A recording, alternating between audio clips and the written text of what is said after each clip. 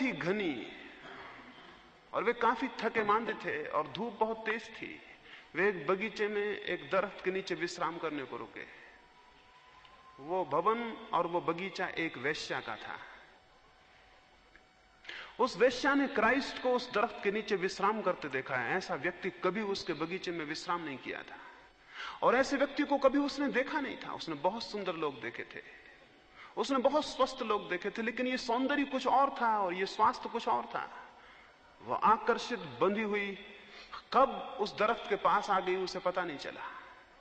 वो जब पास आके क्राइस्ट को देखने लगी, उनकी आंख खुली, वो उठ को जाने को हुए। क्राइस्ट ने उसे धन्यवाद दिया कि धन्यवाद इस छाया के लिए जो तुम्हारे इस दरख्त ने मुझे दी, अब मैं जाऊं और मेरा रास्ता लंबा है।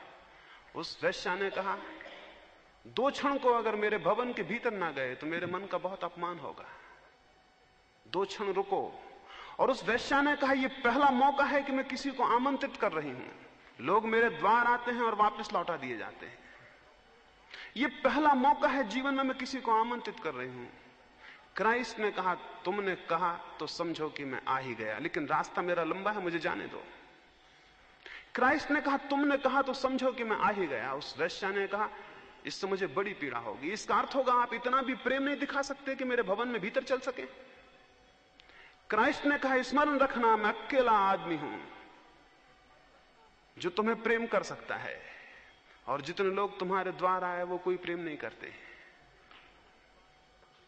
क्राइस्ट ने कहा, मैं अकेला आदमी हूं जो तुम्हें प्रेम कर सकता है, और जो तुम्हारे द्वार आए वो तुम्हें कोई प्रेम नहीं करते, क्योंकि उनके पास प्रेम नहीं है। वे तुम्हारे कारण आए हैं और मेरे भीतर प्रेम है। प्रेम दिए के प्रकाश की भांति है। अगर कोई भी यहां ना हो तो प्रकाश सूने में गिरता रहेगा, और कोई निकलेगा तो उस पर पड़ जाएगा। और वासना और मोह प्रकाश की भांति नहीं है। वे किसी से प्रभावित होंगे तो खींचते हैं। इसलिए वासना एक तनाव है, एक टेंशन है। प्रेम तनाव नहीं है। प्रेम में कोई तनाव नहीं है। प्रेम अत्यंत शांत स्थिति है। अशुद्ध भाव वे हैं जो बाहर से प्रभावित होते हैं। अशुद्ध भाव वे हैं जिनकी तरंगें बाहर की हवाएं आप में पैदा करती हैं, और शुद्ध भाव वे हैं जो आप से निकलते हैं, बाहर की हवाएं जिन्हें प्रभावित नहीं करती।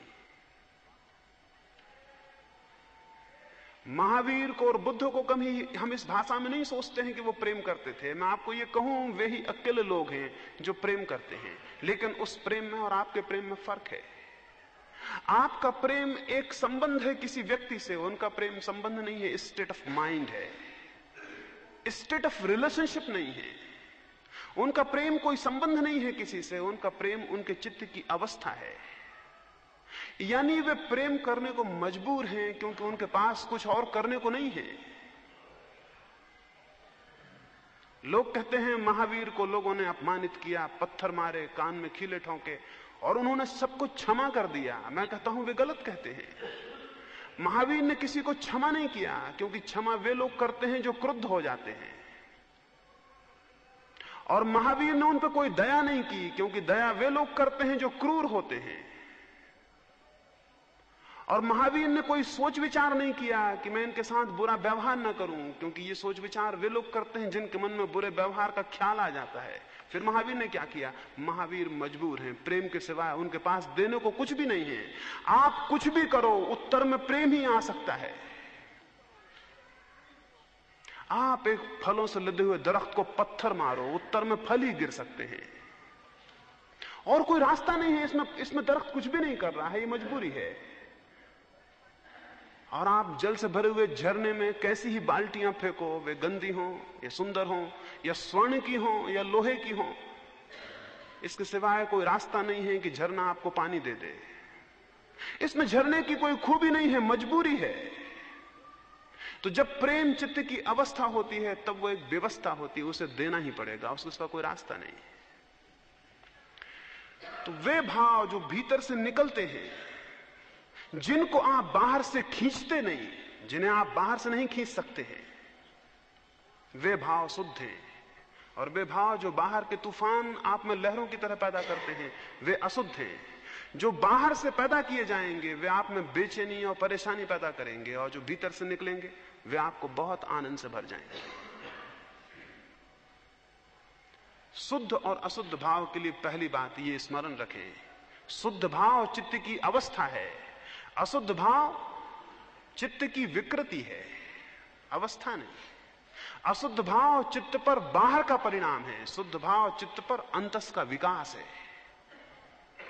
तो अपने जीवन में ये विचार करें कि मैं जिन भावनाओं से संचालित होता हूं वे मेरे भीतर से आती हैं या दूसरे लोग मुझ में पैदा करते हैं। मैं रास्ते पे जा रहा हूं और आप मुझे एक गाली देते हैं, और अगर मुझे क्रोध पैदा हुआ है, ये अशुद्ध भाव है क्योंकि आपने मुझ में पैदा किया। मैं रास्ते से जा रहा हूं और आप मुझे आदर करते हैं और मैं प्रसन्न हुआ, ये अशुद्ध भाव है क्योंकि ये आपने मुझ में पैदा किया है। मैं रास्ते से जा रहा हूं, आप गाली देते हैं या कि आप मेरी प्रशंसा करते हैं, और मेरी अवस्था वही बनी रहती है जो कि थी गाली देने के पहले या प्रशंसा करने के पहले। वो शुद्ध भाव है क्योंकि आपने उसे पैदा नहीं किया, वो मेरा है। जो मेरा है वो शुद्ध है, जो मेरा है वो शुद्ध है, और जो बाहर से आता है वो अशुद्ध है। बाहर से जो आता है वो रिएक्शन है, वो प्रतिध्वनि है। हम वहां एक इको पॉइंट देखने गए थे पीछे, और वहां आवाज करिए तो वहां से पहाड़ उसको दोहरा देते थे। मैंने कहा कि हम में से अधिक लोग इको पॉइंट हैं, आप कुछ कहिए वो दोहरा देते हैं। उनके पास अपना कुछ नहीं है, वो खाली पहाड़ है।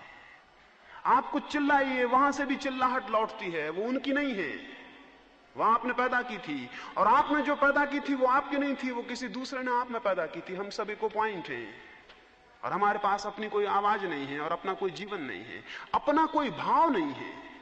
हमारे सब भाव अशुद्ध हैं क्योंकि वो दूसरों के हैं, उधार हैं। ये स्मरण रखें, पहला सूत्र, कि भाव मेरे हों, वे प्रतिक्रियाएं ना हों, वे मेरे चित्त की अवस्थाएं हों। ऐसी चित्त की अवस्थाओं को 4 भागों में मैंने विभाजित किया। पहला मैत्री। मैत्री साधनी होगी। मैत्री इसलिए साधनी होगी कि मैत्री का जो शक्ति बिंदु है हमारे भीतर, उसके विकसित होने के जीवन बहुत कम मौके देता है। वो अविकसित पड़ा रहता है, वो बीज की तरह हमारे मनोभूमि में पड़ा रहता है, विकसित नहीं हो पाता। शत्रुता का बीज एकदम विकसित हो जाता है। क्यों?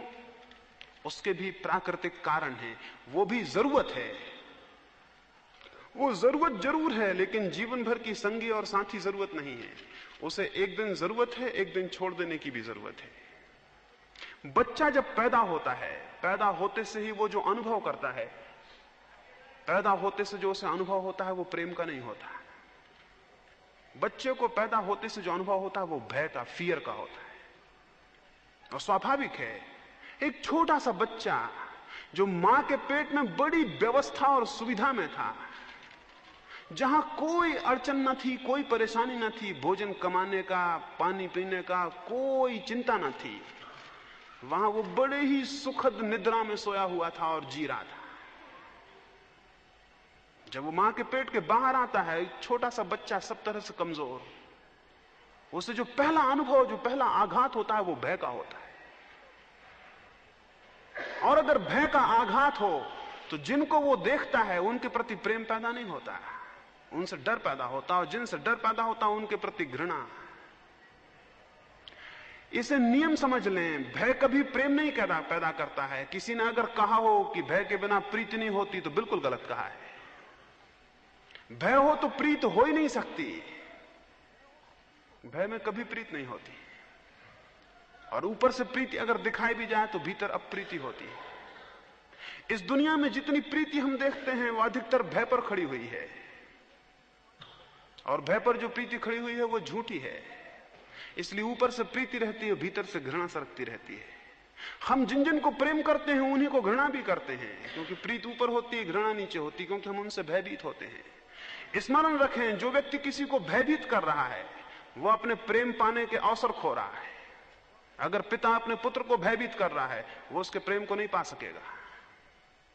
अगर पति अपनी पत्नी को भयभीत कर रहा है वो उसके प्रेम को नहीं पा सकेगा। वो प्रेम का अभिनय पा सकता है, प्रेम नहीं पा सकेगा, क्योंकि प्रेम केवल अभय में